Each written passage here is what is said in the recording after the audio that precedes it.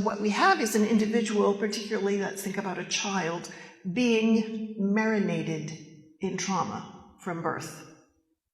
So this is a child who is developing, who is supposed to be growing and learning and blossoming, who is instead buried in this stuff called trauma at every stage. It can be physical abuse, sexual abuse, emotional abuse, and chronic neglect in the child's life. Complex trauma also has another category, and that is that it describes people who have layers of trauma. Victims of this kind of trauma live in constant distress, and that has profound physiological impact on the brain, on the adrenal gland, all kinds of things that can often be things that last lifelong. They are not only under constant distress, but there's no exit door. You know, if you're 5 years old, you can't get away. So they have gross insecurity, instability, and ongoing pain and suffering. And in such an environment, the individual never gets to regain emotional equilibrium. You think about perhaps a car accident, maybe, that some of you have been in or witnessed, and how everything's thrown out of kilter. And it takes a while, particularly if you were driving, for you to even think about getting behind the wheel again and all of those things. But eventually you get some sort of emotional equilibrium, and little by little can claim that area of your life back. But when you live with chronic trauma, there's no place to do that.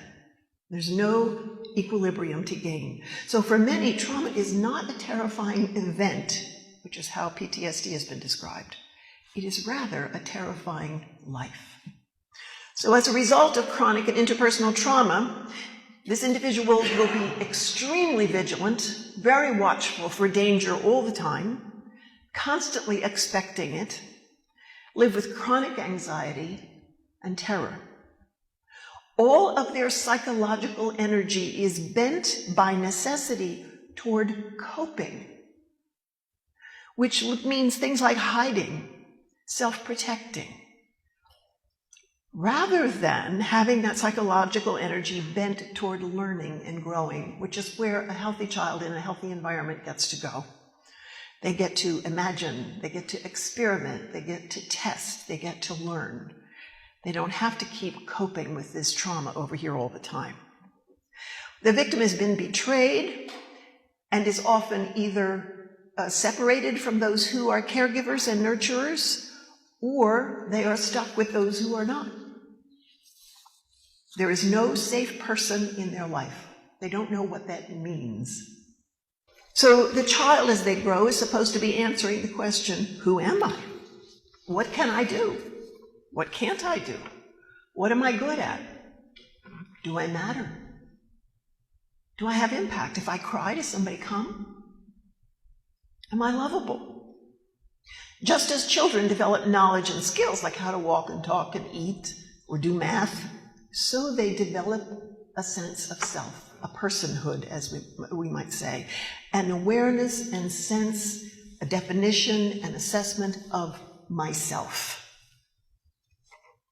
The impact of chronic interpersonal violence on that process is staggering.